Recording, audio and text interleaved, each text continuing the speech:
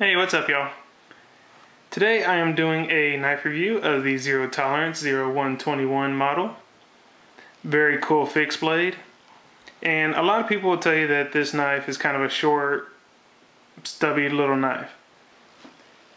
But let me tell you, and I got big hands, so you get that knife in your hand and you're going to find out this knife is anything but small. This knife came to play, no doubt.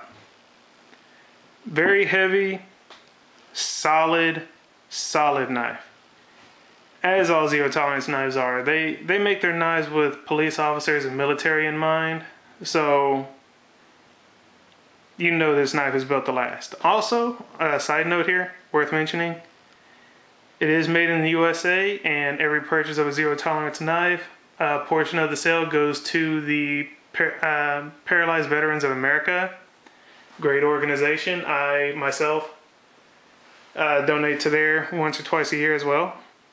So, very cool. Anyone into knives should definitely have at least a couple of these, just to help out the guys who have helped us out, you know what I mean? So, let's see.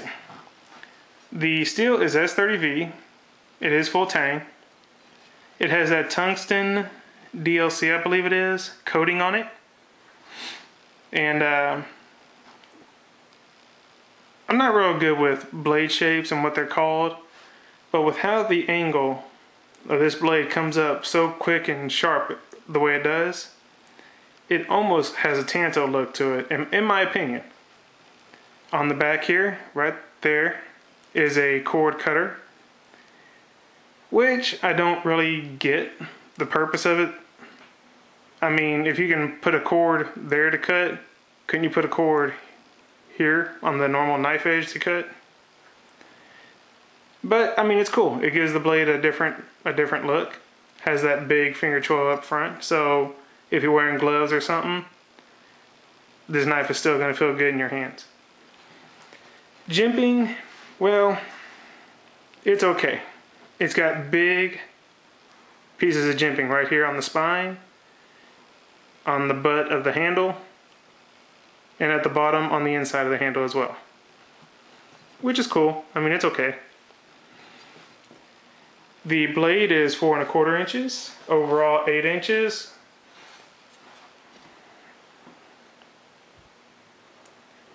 And it's weighing in at 9.1 ounces. So it is certainly a knife that you will feel if you have it on, if you're wearing it on a belt.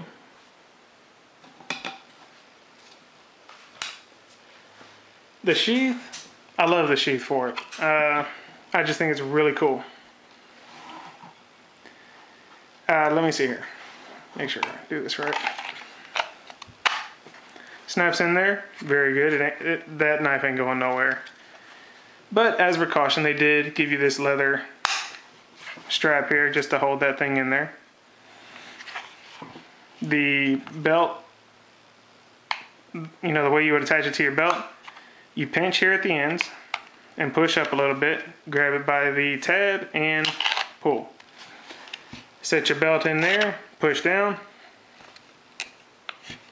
Well, shit. There we go. And there you go. Also, this back plate can come off if you use a Phillips screwdriver. Take those 4 screws out. It's a cool Kydex sheath. You can also attach to other molle and webbing by using these cutouts here. I don't know, I just like the sheath. I think it's very cool. The handles on this knife are that 3D, I guess you would call it, milling of the G10. The G10 is a Ranger green, or it'd be easier to just call it, I guess, olive drab, OD green, whatever you want to call it. Huge hex screws hold this stuff together. And the finishing on this knife is excellent. There is no gaps at all.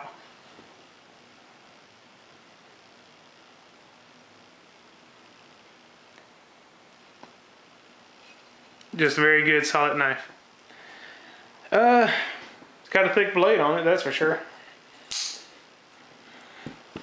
Compare that to the Spyderco Military.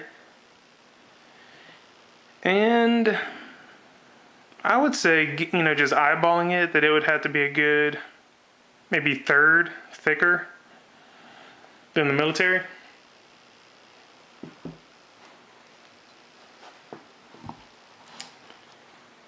Trying to think if there's anything else I wanted to say about this knife. Let me show you guys the edge on it.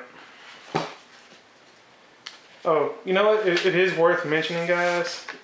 Anyone who's into knives, you need to know what your laws are. Because I'm in Texas. And the knife laws here kind of suck, but they're not nearly as bad elsewhere. This knife, even though it only has a 4 1/4 inch blade, even though it only has one edge, it's not any kind of knife that opens with a push of a button, or it doesn't butterfly out. This knife would be considered illegal to carry. Simply because they would look at this as being one piece over 5 1/2 inches. And that's where you would get into trouble. Don't think that just because the blade itself is under 5 1/2 inches that you can carry this without any trouble. If you carried it and you had to use it, I don't know what kind of trouble you would get into, because they would consider it an illegal weapon. But here's a piece of paper. You know, we all do the paper test.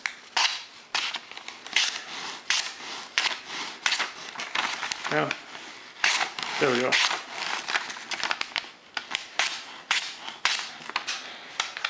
It cuts paper real well. Let me get something else here. Hang on. Something else we all use our knives for on a daily basis is cardboard. And this is just a piece of a normal cardboard box. Nothing crazy.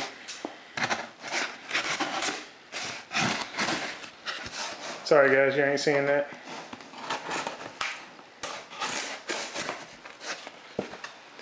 Sorry guys, hang on, let me see here.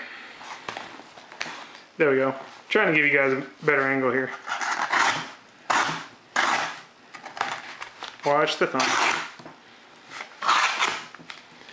So, this knife is going to cut, no problem at all. Another thing, this knife would be great for batoning if you needed to. However, I am not going to be batoning with this knife. I will not baton with any of my knives unless absolutely necessary. I'm sure this knife could take it, but I'm just not going to go beating on my knives for the sake of making a video. But that is the Zero Tolerance 121. And while I have a couple of knives here, let me just do a size comparison for you. That's the Spyderco Military.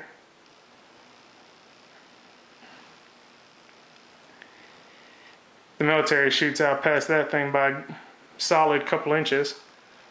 But here's my other Zero Tolerance, the 350.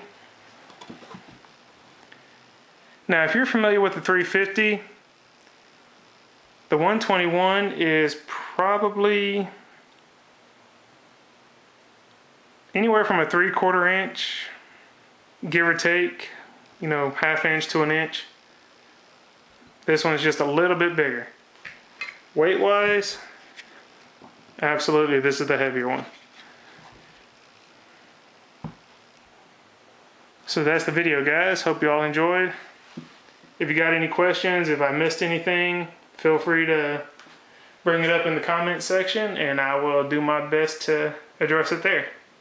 Thanks for watching, y'all. Peace.